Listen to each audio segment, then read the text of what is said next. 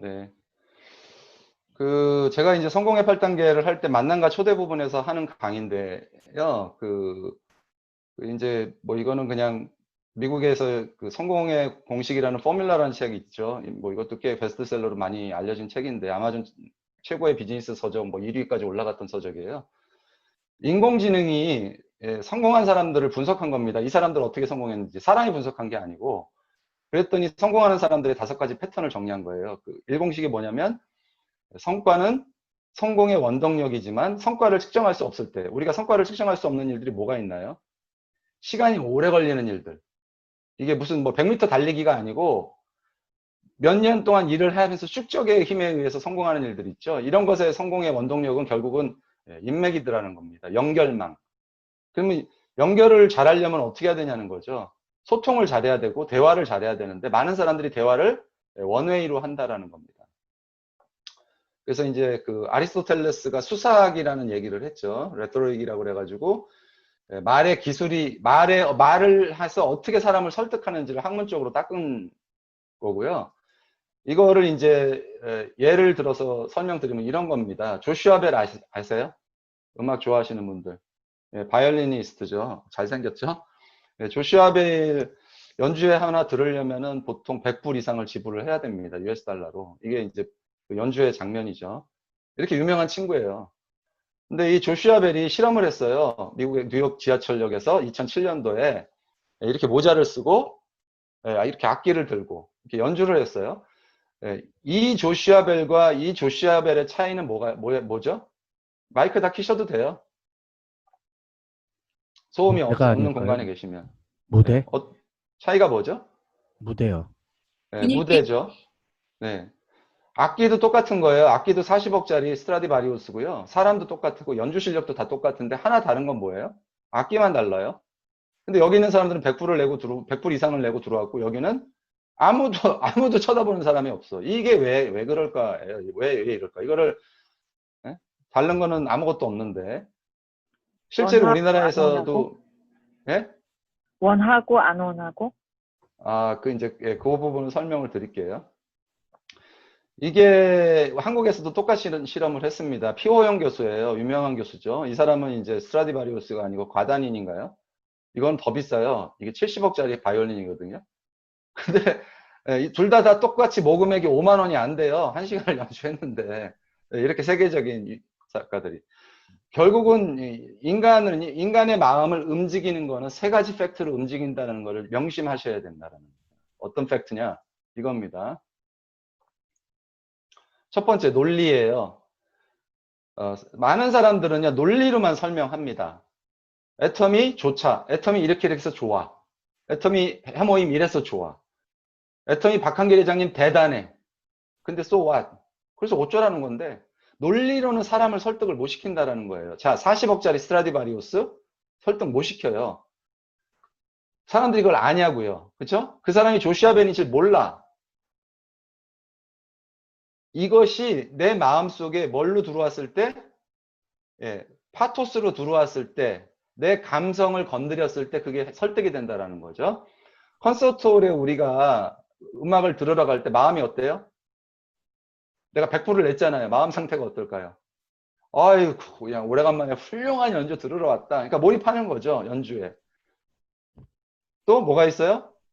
내가 100불을 냈다는 얘기는 그 사람한테 신뢰가 있다라는 얘기죠. 우리가 지하철에서 연주하는 사람들한테 실력이 있다라고 신뢰하지 않거든요. 결국 우리가 사람을 설득할 때 절대 논리로 설득하지 말아야 되는데 논리는 10%밖에 안 돼요.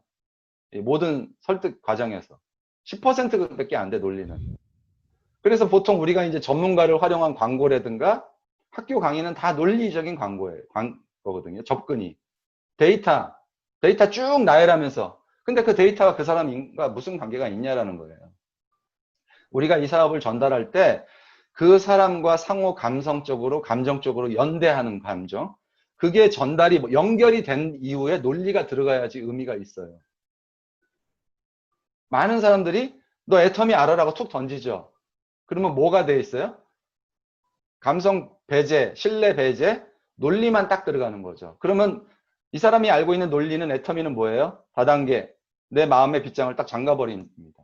더 이상 말이 전달이 안 돼요. 그래서 우리는 항상 사람들한테 전달할 때 최소한 에토스가 아니더라도, 신뢰가 아니더라도 파토스로 접근을 해야 된다는 거죠. 그러려면 어떻게 해야 돼요? 먼저 경청해주고 질문해주고 진정성 있게 대화를 나누는 것이 시작입니다. 그래서 제가 이미 권해드렸죠. 방에 초전설득 꼭 읽어보시라는 얘기했는데, 저도 그 로버트 치알디니 그전 책 설득의 심리학이라는 책을 읽고 참 이 사람 대단하다 했는데요. 이 책을 읽고선 제가 기존 책을 거의 이제 총 집대성한 책이에요. 책이 쉽지는 않은데 상당히 읽어볼 만한 가치가 있습니다. 우리가 알고 있는 설득이라는 단어, 미국의 단어 앞에 풀이를 붙여서 미리 설득한다는 얘기죠. 미리. 내가 전달하고 싶은 걸 전달하기 전에 미리 설득시키는데 어떻게 설득하냐는 거예요. 그게 오프너가 필요하다는 겁니다. 오프너.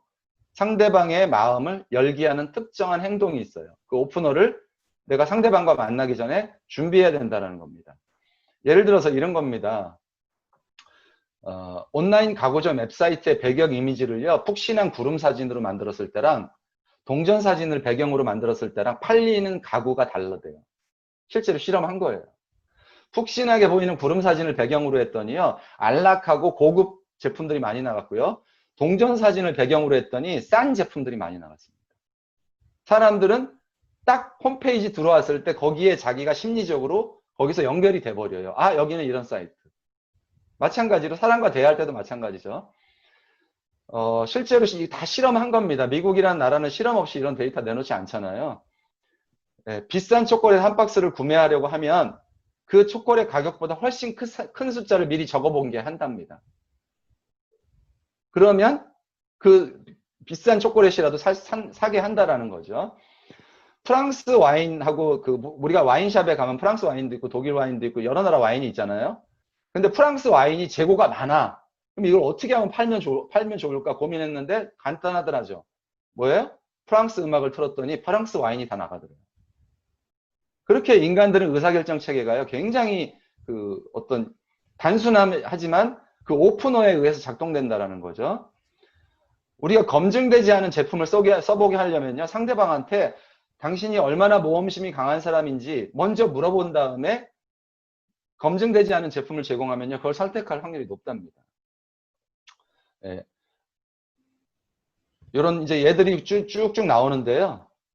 그래서 초전 설득의 메커니즘은 뭐냐면, 내가 뭔가 메시지를 전달할 때 듣는 사람의 마음을 긍정적 심리로 먼저 만들어 놓는 것. 그게 무조건 중요하다. 작은 예스를 모아 나가는 것. 그것이 설득의 가장 기본이다는 거예요. 제가 인도네시아에서 한 4개월 정도 토탈 있었거든요. 애터미 전달하기 위해서.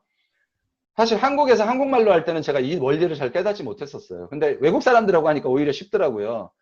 얘네들이 이제 얘기합니다. 나 사업에 관심 없어. 부정심리죠. 그러면 이제 제가 뭐라고 그래요? 나 너한테 사업 얘기하러 온 거 아닌데? 그러면 이 친구가, 근데 왜 왔어? 그러죠. 그러면 너 샴푸 써? 비누 써? 나 오늘 그 얘기하러 온 건데 그게 무슨 얘기야? 네가 만약 집에서 쓰고 있는 모든 생필품을 지금 쓰고 있는 것보다 훨씬 더 좋은 제품을 더 싸게 쓸 수 있다면 그건 관심 있어? 그건 관심 있어. 나 오늘 그 얘기할 건데 그건 들을 수 있지? 그럼 지금부터 내가 딱 30분만 얘기할 거야. 그럼 지금부터 들어봐. 작은 예스가 모이니까 사람의 심리는요, 처음에 작은 예스를 하다 갑자기 노로 못 가요. 근데 우리는 처음부터 너무 큰 예스를 원해요.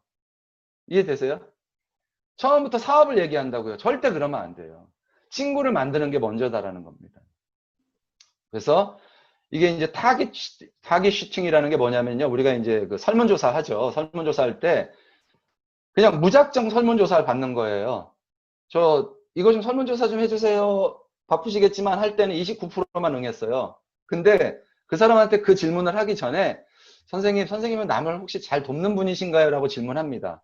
그때 yes라고 답한 사람들은요, 77%가 결국은 이 질문을 먼저 한 걸 뿐인데 설문조사 받을 확률이 77%로 높아집니다. 그게 뭐냐? 나는 이미 남을 참 돕는 사람이라고 설명했단 말이에요. 그 사람한테. 근데 거기서 갑자기 바꿔서 설문조사 못해요라는 얘기를 못하는 거예요. 인간의 심리가 그렇게 작동한다라는 겁니다. 이 로버트 치알디니는 나이가 70이 넘은 사람이에요. 수십 년간을 인간의 이 대화법만 가지고 연구한 사람이고 굉장히 오랫동안 이거를 고증한 거거든요. 굉장히 정확해요. 그래서 이런 것들, 이런 과정을 이해해야 우리가 사람들하고 만나서 얘기할 때 무작정 얼로 가지 않는다, 논리로 가지 않는다라는 거예요. 그 미국의 그 시큐리티 그 집에 그 왜 홈 시큐리티 장비를 판매하는 회사가 있었는데 이 로버트 치알디니가 그 회사에 들어가서 누가 실적이 제일 좋은가를 연구하기 시작한 거예요. 근데 놀라운 사실을 발견합니다. 최고의 실적을 발휘하는 사람인데 전혀 다른 걸 못 찾은 거예요. 다른 사람과. 도대체 이게 뭐지? 근데 정말 단순한 거 하나를 발견하게 돼요. 이 사람은 그 집에 들어가면요. 차에 일부러 자료 하나를 꼭 두고 그 집에 들어갑니다. 그리고 설명 도중에 아차 제가 중요한 자료를 차에 두고 왔는데 키를 주시겠어요? 그럼 제가 번거롭지 않게 나가서 갖고 들어오겠습니다. 그러는 거예요. 그 차이가 하나 있는 거예요. 그걸 왜 그렇게 하냐 봤더니 상대방한테 집 키를 준다는 얘기는 뭐예요? 신뢰를 한다는 얘기죠. 거기서 이미 구매가 결정된다는 얘기입니다. 그 작은 차이 하나로. 인간의 뇌가 그렇게 작동한다는 걸 우리가 이해해야 사람들과 만날 때 내가 무엇을 준비해야 되는지가 결정나는 거예요. 그 법정이라는 책사가 유비한테 한 얘기입니다. 상대방이 무엇을 할지 모를 때 예측하지 말고 A로 B로 어디로 갈지 예측하지 말고 어떻게 한다? A로 가게끔 B를 끊어버리라는 거예요. 우리가 그렇게 대화를 할 수 있다는 겁니다. 그걸 프레임 대화라고 해요. 프레임 대화. 네, 틀을 만들어서 그 틀로 사람을 끌고 가는 거죠. 아까 제가 말씀드린 것처럼 비누 안 쓰는 사람 없잖아요. 샴푸 안 쓰는 사람 없잖아요. 그렇게 그 방향으로 몰고 가는 거예요. 벤자민 플랭클린이 자기의 최대의 정적한테 한 게 프레임 대화였거든요. 자기가 의원이 되는 걸 방해한 사람이 있었죠. 그 사람한테 편지를 썼죠. 뭐 내가 앞으로 의원이 됐으니까 잘해봅시다. 이런 게 아니에요. 그런 유치하게 쓴 게 아니고 그 자기의 최대의 정적 집에 정말 좋은 책이 있다는 걸 알게 된 겁니다. 그래서 그 의원한테 우연한 기회에 당신 집에 이러이러한 훌륭한 책이 있다는 걸 알게 됐습니다. 제가 그 책을 볼 수 있는 기회가 있다면 제 인생의 영광으로 알겠습니다라고 편지를 정중하게 써서 보낸 거예요. 그 둘은 어떻게 됐을까요? 굉장히 친한 친구가 돼버렸습니다. 그 편지 하나로. 유치하게 친하게 지내자고 한 게 아닌데 프레임을 그렇게 짠 거죠. 이 프레임 대화는 그렇게 굉장히 강력한 툴을 발휘하는데요. 이게 이제 예를 하나만 더 드릴게요. 이게 로버트 치알디니가 실제 실험을 한 겁니다. 이렇게 이런 여자가 길을 물어봤어요. 그리고 두 번째 여성이 와서 다른 여자예요. 황당한 부탁을 합니다. 어떤 부탁? 저기 우락부락하게 생긴 조폭들 같이 생긴 사람들 보이시죠? 저 친구들이 내 핸드폰을 가져갔는데 저 핸드폰 좀 찾아주세요 한 거예요. 근데 네. 이 여자가 이 사람한테 질문을 하고 다른 여자가 와서 그 부탁을 했는데요. 놀라운 걸 발견하게 됩니다. 샘플 1과 샘플 2가 이 앞에 길을 물어본 여자가 어디를 가는 이 길 어디 가냐고 제가 어디를 가는데요. 어떻게 가냐고 물어본 거예요. 근데 그 물어본 거리가 달랐어요. 이름이 달랐어요. 그 다른 이름 하나로 이렇게 다르긴 차이가 나요. 37%와 20%, 20%는 마틴 스트리트를 가는 방법을 물어봅니다. 37%는요, 어디를 물어봤을까요? 발렌타인 스트리트가 어딘지 물어본 거예요. 그 이름 차이로 이렇게 차이가 나요. 발렌타인 스트리트라는 얘기를 듣는 순간 무슨 생각이 들어요? 남자들은 로맨스가 생각이 나죠. 그때 이쁜 여자가 와서 내 핸드폰을 물어봅니다. 그때 37%, 17% 이상이 그 여자의 자기의 위험을 무릅쓰고 가서 핸드폰을 찾아줍니다. 인간의 뇌가 이렇게 작동되는 게 재밌어요. 백화점인데요. 이 백화점 안에서 남자가 여자들한테 전화를 따는 겁니다. 전화번호로. 어디 앞에서 전화번호 받았을 때 제일 확률이 높았을까요? 어떤 매장 앞에서 받았을 때? 사탕 가게, 초콜릿 가게. 네, 유 원장님 공부 더 하세요. 그렇게 해서 이렇게 훌륭한 여자 만나겠어요. 그렇게 해서. 꽃가게.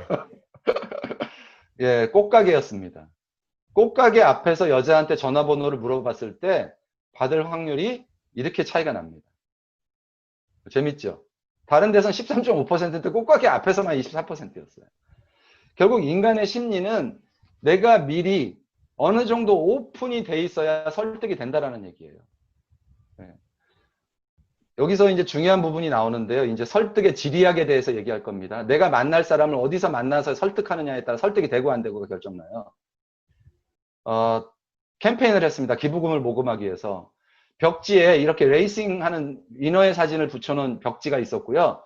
이렇게 그냥 플레인 페이퍼를 붙여놓은 방에서 각각 팀들이 모금을 한 거예요. 이 벽지에서 훨씬 더 많은 모금이 됐어요. 우리가 애터미를 전달할 때 절대 밥 먹으면서 술 먹으면서 전달하면 안 되는 이유입니다. 가능하면 사무적인 공간에서 전달하는 게 훨씬 효과가 높습니다. 최악의 경우라 하더라도 아주 조용한 커피숍, 시끄러운 곳에서 하시면 안 돼요. 이미 그 장소에서 결정이 나요. 상대방을 뭔가 설득할 때.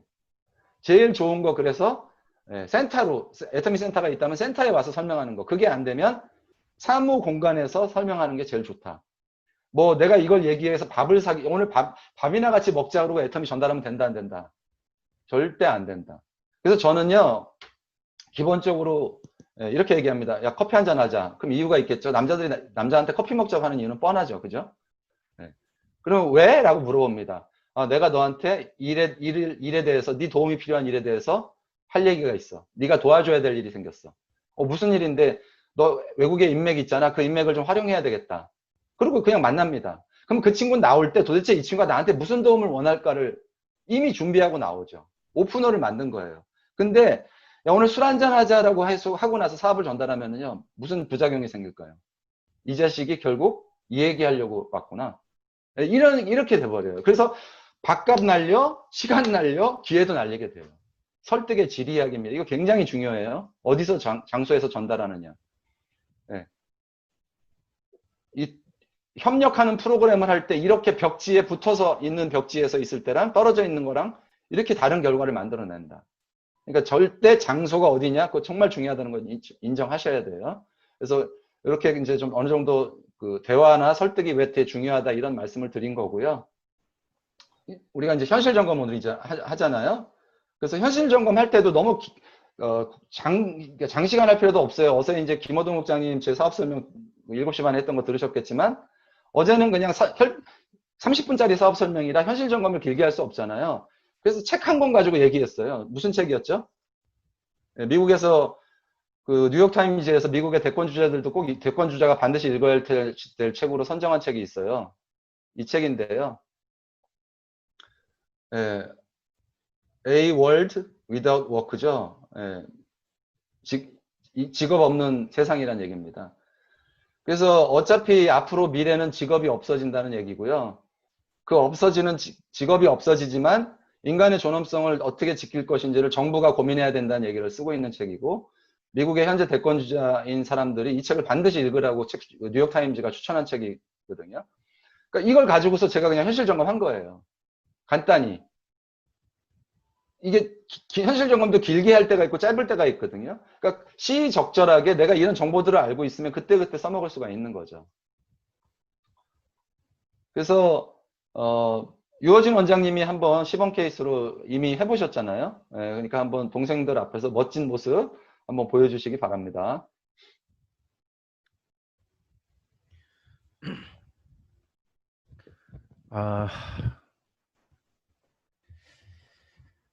안녕하세요. 마포에 사업하고 있는 유호진입니다. 네. 오늘 제가 이제 드릴 말씀은 우리가 왜 애터미를 해야 되고 왜 여러분들이 애터미를 아직도 안 하고 계시는지, 그래서 애터미를 하셔야 되는지 그런 부분들을 좀 설명드리려고 합니다. 지금 요즘 이제 코로나 때문에 많이들 어려워하시고요. 또 자영업자분들은 지금 뭐 장사가 안 되고 또 많이 가게를 많이 닫고 계시는데, 지금 이제 현재 유통의 어떤 그런 변화라든가 이런 것들을 미리 4차 산업혁명을 통해서 예견되고 있었던 부분에 코로나라는 이 사태가 이 4차 산업혁명을 더 앞당겼다고 봅니다.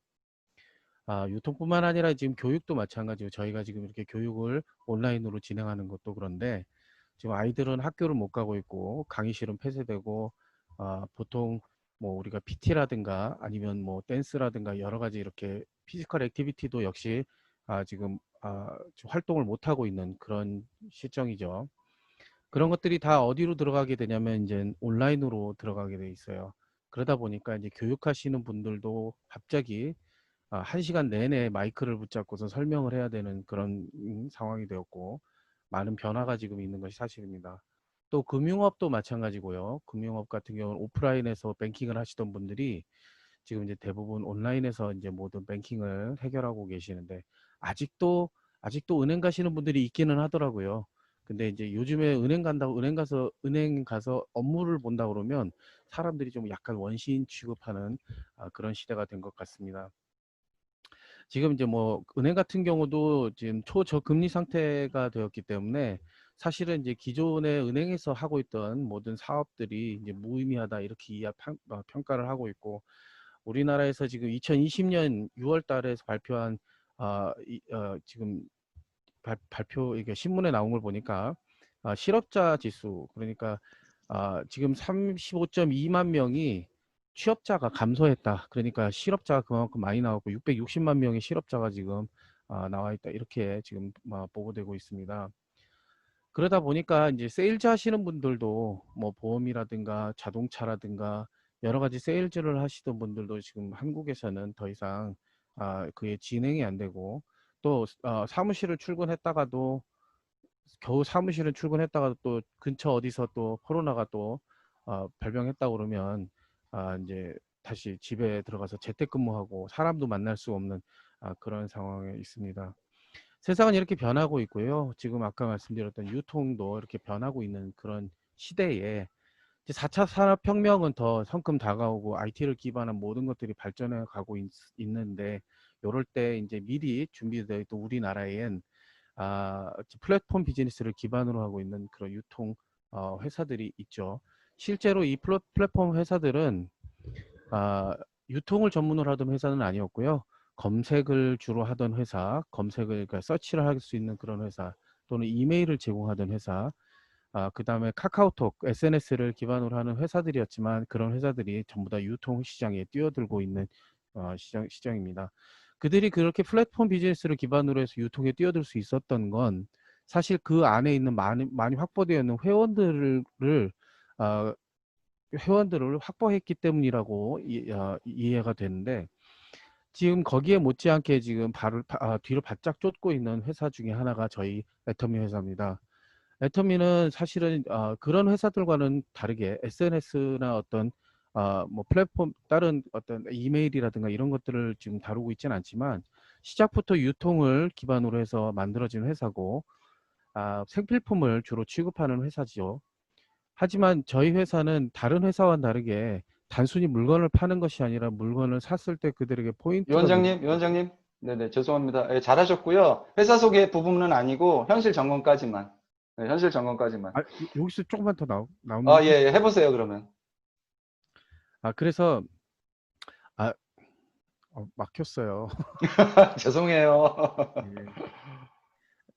네, 하여튼 그래서 이제 이런 포인트를 누적을 시키는 거기까지만 들어갈 겁니다. 그래서 충성 고객으로 인해서 사업이 진행되는 그런 회사입니다.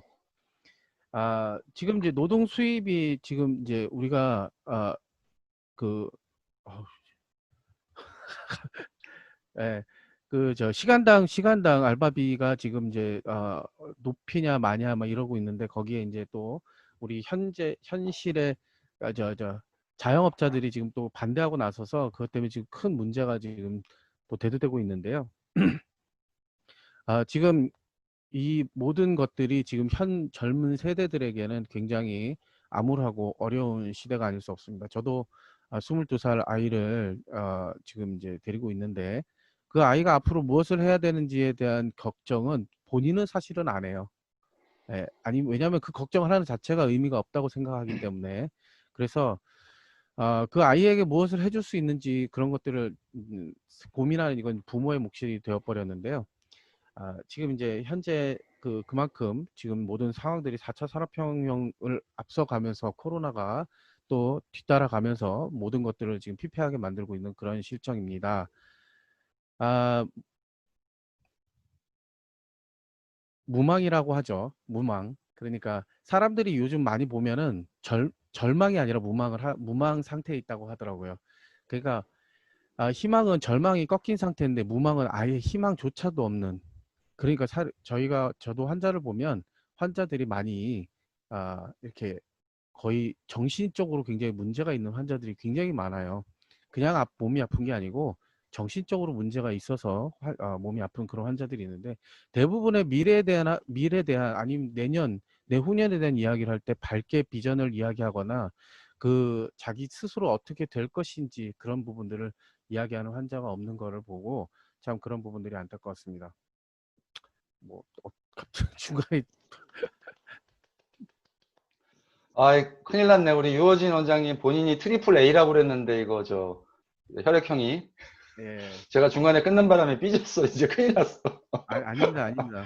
예, 이제 네, 잘하셨어요. 잃어버렸어요 잘하셨고, 지금. 기본적으로 우리가 이제 발표하는데 형식을 구애받을 필요는 없어요. 유호진 원장님처럼 모든 주제를 터치할 수 있는 능력이 생기면 뭐가 생기냐?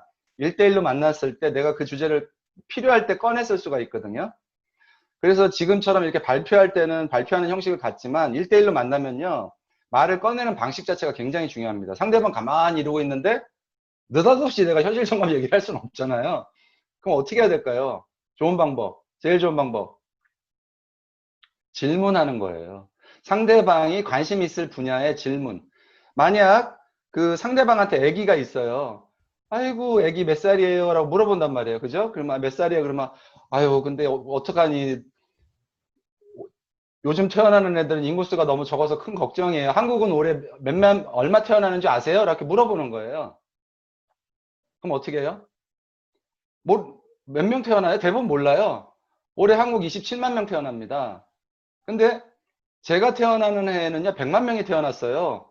사회가 사이즈가 컸고요. 뭐든지 먹고 살 수 있었는데 얘네들 앞으로 어떻게 해요? 이런 식으로 질문을 던지는 거죠. 또 제가 잘 쓰는 방법 중에 하나가, 야, 너 1억을 쉬는 게 빠르겠냐? 버는 게 빠르겠냐? 물어보거든요. 그럼 다들, 응? 버는 거? 쉬는 거? 당연히 쉬는 게 빠르지 않아? 쉬어봐라, 여러분들 임마. 몇 년 걸려. 그러니까 한참 쉬어보면 진짜 오래 걸리거든요. 버는 게 빨라요. 근데 쉬는 것보다 버는 게 빠른 그 1억, 그 가짜는 1억 모으기가 왜 이렇게 어렵냐? 그러면 이제 거기서 서로 공감대가 형성이 되죠. 그런 식으로 내가 오늘 이 친구를 만나면 어떤 질문을 던질까? 그거 고민하는 게 필요합니다. 현실 점검할 때도. 우리 제스강 선생님 준비 엄청 많이 하셨을 것 같은데, 우리 그럼 제스강 선생님 한번 말씀 들어보겠습니다. 지금 에 대해요. 동생한테도 네. 저렇게 준비하는 거였냐고 지금 나는 뭐야 어떡해. 내가 준비한 거냐고? 이 정도 갖고 준비한 거냐고 지금 그러는 거야? 이거 뭐야. 뭘 하는지 잘 몰라서 일단은 현실 점검 생각하기 위해서 사람들한테 이야기하고 싶었던 건 그거예요. 요즘 미국 이자 은행에 돈 가져가면 5% 이자 주는 거 알아요? 은행에서? 알고 있죠. 5%? 은행에서 5% 준다고요? 네, 5%. 100불을 가져가면 5불을 줘요. 근데 그게 코인이어야 돼요. 동전. 동전을 100불을 모아서 가져가면요, 105불이 저금이 돼요. 와, 그런 게 어딨어. 이게 언제까지 될지 모르겠지만 이 현상이 왜 일어났냐면 코인, 현금 흐름이 안 되는 거예요. 이런 적이 한 번도 없었다는 거죠. 그만큼 사람들이 예전에는 우리가 IMF 때 금융 위기가 있다면 지금 경제 위기가 있어서 금융뿐만 아니라 모든 게 스탑이 됐고, 그래서 사람들이 나가지도 않고 쓰지도 않고 뭔가 한다면 다 온라인으로 하기 때문에 카드 결제는 되는데 코인이 안 되는 거예요. 그러니까 여기에서 뉴스가 난 게 동전을 다 모았던 사람들이 어디 잠적을 했나, 여행을 갔나, 이럴 정도로 지금 이게 유통이 안 되고 있다. 그래서 은행에서 코인이 없기 때문에 코인을 갖고 오면 5불씩 더 쳐줘서 저금이 될 수 있게끔 할 정도로 지금 굉장한 위기, 경기 침체라는 정말 얘기네요. 희한한 그런 거. 그리고 아무 경기 침체가 됐어도 이렇게 코인이 없어서 이렇게 힘든 적은 없었다고 할 정도로 지금 굉장한 지각 변동, 금융의 지각 변동이 많이 일어나고 있다라는 거. 근데 그것을 봤을 때 많은 사람들이 뭐 4차 산업혁명이 나랑 무슨 상관이야? 뭐 난 먹고 사는데 바빠. 지금 너무 힘들어 라고 얘기했었을 때 이때 뭔가 준비 안 한다면 우리가 원하지 않는 시간에 원하지 않은 모습으로 은퇴를 하게 될 거다라는 것을 얘기를 합니다. 그래서 지금 우리의 변화에 대해서 우리가 이것을 알아야 된다라는 게 선택이 아닌 필수가 되는 이 시점에서 무엇을 알아야 되냐라고 했었을 때 호노사피언스. 그것도 처음 보내준 것 사셨군요. 같은데, 예, 엄마가 한국에서 다녀오셨을 때 사오신 것 같은데, 새로운 시대를 맞아서 새 인류가 시작됐는데, 우리는 아직도 호모사피언스만 기억하고 있다면 굉장히 뒤처진 삶을 살게 될 것이다.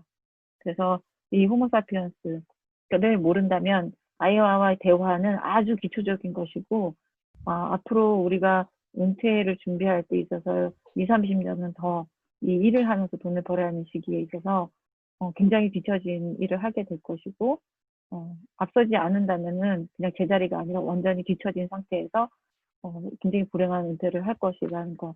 그래서 그것을 알았을 때 모든 정보든 그냥 너무 이 정보가 폭풍 속에 온라인에서 굉장히 많이 있곤 하겠지만은 정확한 정보와 나에게 맞는 정보를 받아들이고 그리고 변화에 대한 그 행동, 액션들이 많이 취해져서 앞으로 지금 많이 힘들고 지금 바쁘겠지만은 본인의 시간의 30% 이상은 미래를 위한 투자 그리고 발전을 위해서 준비를 해야 된다.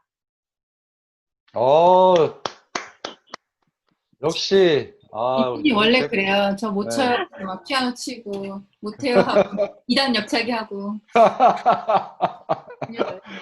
계속 아니 그 제스강 사장님이 지금 굉장히 잘하신 게 뭐냐면요. 그 처음에 도입을 굉장히 잘하신 거예요. 5%?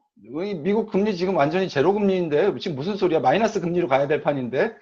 그러니까 상대방이 호기심을 딱 가지게 만들었잖아요.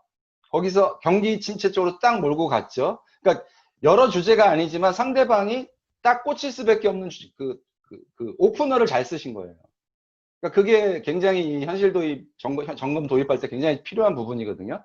내가 다양한 지식을 많이 아는 것처럼 내 말이 많아지면 상대방은 귀를 닫거든요. 근데 짧지만 중요한 서브젝트를 딱 던짐으로 인해서 상대방의 마음을 열게 하는 거. 그거 굉장히 잘하신 거예요. 진짜 뭐 아주 잘하셨습니다. 네. 뭐 준비 안 하셨다면서 하셨네.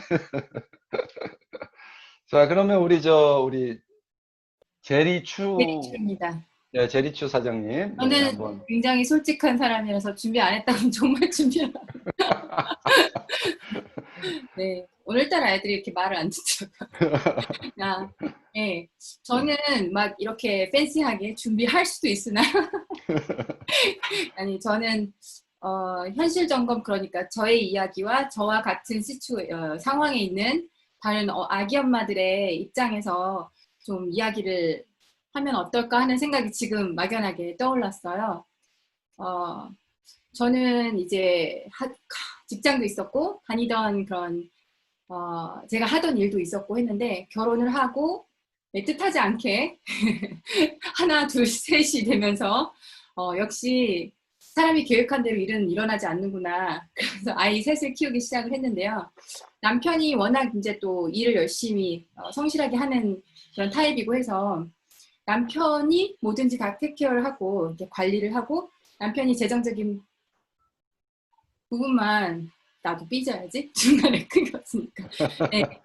남편이 이제 모든 걸 관리를 하고 남편이 모든 걸 테이크케어하다 보니까 그 재정적인 부분도 전혀 관심을 안 두어도 모든 게 잘 굴러갔어요. 근데 주변에 이제 엄마들하고 이야기를 해봐도 엄마들도 역시 우리 남편이 알아서 해 이야기를 그냥 달고 살더라고요. 저뿐만이 아니라. 근데 그럼에도 불구하고 그들은 그래도 요즘 무슨 일이 일어나고 있다 이런 걸 아는데 저는 정말 이 머릿수가 아이들이 많다 보니까 정말 무슨 일이 일어나는지 모르고 집에서만 살았어요. 그런데 어느 날 남편이 뒷목을 잡는 거죠. 근데 자주 잡기 시작하는 걸 보면서 어쩌면 나도 누군가가 이야기했듯이 준비해야 할지도 모르겠다라는 생각이 들더라고요. 그런데 아이들이 너무나 어리다 보니까 나는 과연 지금 무엇을 준비할 수 있고 내가 원래 하던 일로 돌아갈 수 있고 또 원래 다니던 직장으로 돌아갈 수 있지만 과연 그 시간과 아이들을 함께 내가 하려면, 얘 육아를 함께 하려면 충분한 시간이 있는가에 대해서 생각을 하게 됐고요. 충분한 시간을 내가 분배한다 하더라도 거기에서 얻어지는 수입으로 내가 과연 살 수 있을까라는 생각이 들더라고요. 그런 이야기 하잖아요. 남편은 보험이 아니다. 남자는 보험이 아니다. 근데 많은 엄마들이 은연중에 남편이 알아서 잘 하고 있겠지. 남편이 나와 있으니까 난 괜찮아. 그래서 사실은 좀 편안한 그 컴포트존이라고 해서 자기 박스 안에 살고 있어요. 그런데 그 스스로가 내가 뭔가를 이루어내고 새로운 것에 도전해야겠다는 생각은 어떤 계기가 일어나지 않으면 안 들더라고요. 근데 남편이 뒷목을 잡는 순간부터 그래, 그렇다면 내가 적은 시간에 빨리 이렇게 실력을 쌓고 또 아이들을 돌보면서 이 시간 활용을 통해서 뭔가 함께 이뤄낼 수 있는 게 무엇일까를 생각을 하게 되는데 이 팬데믹 그 코로나로 사태로 인해서 모든 게 다 정지되고 생각지 못한, 예측하지 못한 일들이 일어나다 보니까 많은 엄마들도 다시 한번 생각을 하게 되더라고요. 이야기를 나누면 처음에는 괜찮아, 이게 다시 돌아올 거야 라는 이야기를 하다가도 나중에는 나도 뭔가 너가 하는 일을 한번 해볼까? 라던가 뭐 없을까? 이런 이야기를 통해서 좀 더 현실 점검을 하는 계기를 갖게 되었어요. 근데 그분들이 알고 있는 그 카테고리가 별로 많지 않더라고요.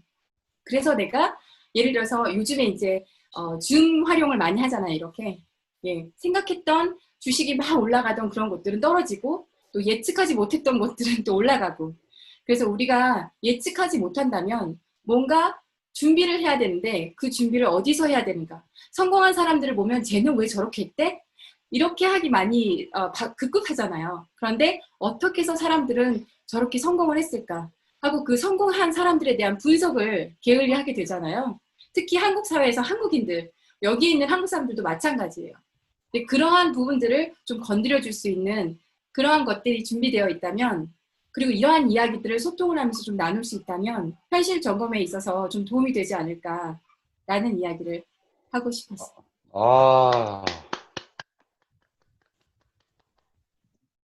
아니, 무슨 이렇게 남매들이 다 말씀들을 이렇게 잘하세요.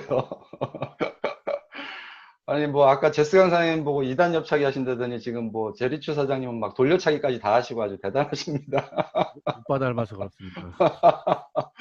아니, 그, 제리추 사장님이 이렇게 말에 이렇게 흡입력이 있는 게 왜 그러냐면요. 자기 얘기이기 때문에 그래요. 내 얘기이기 때문에. 아이 셋을 키우는 그 엄마의 입장에서 또 남편을 바라봤던 시각을 얘기하기 때문에 상대방 마음을 여는 거거든요. 그러니까 사실은 제스강 사장님이나 제리추 사장님이나 그런 부분을 정확히, 그러니까 사람의 어떤 감성 부분을 정확히 잘 맥을 짚고 계신 거죠. 거기다가 이제 또 잘 정제된 이런 화법까지 아주 완벽했습니다. 그래서 요런 식으로 이제 그 현실 점검하시고 다음 주에는 이제 뭐죠? 순서가 회사 소개. 그러니까 애터미에 관련된 회사 소개를 어떻게 하는 게 좋을지를 제가 이제 자료는 다 보내드렸어요. 그죠?